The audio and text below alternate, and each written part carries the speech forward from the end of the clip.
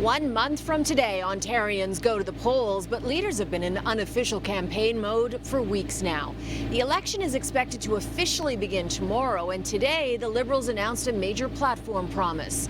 Every ride on transit will only cost you $1, and they have a slogan for that. I'm delighted to announce that if elected, Ontario Liberals will deliver Buck a Ride province-wide.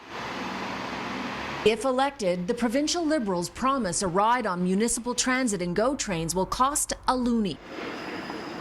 On the TTC, for example, that would go down from $3.25 for a ride. Liberal leader Stephen Del Duca says it will reduce gridlock and help combat climate change. But there's a catch. The plan, which is estimated to cost just over $1 billion in year 2, will expire January 1st, 2024.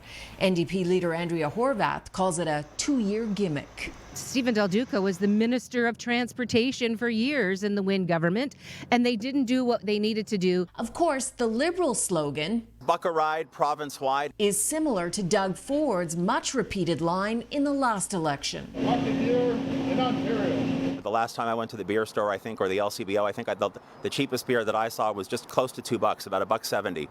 That's just one example of how Doug Ford has absolutely failed the people of Ontario.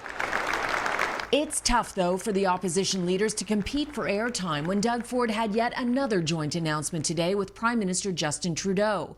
This one, $1 billion in joint government money to invest in building hybrid and electric vehicles at Chrysler and Dodge factories in Brampton and Windsor.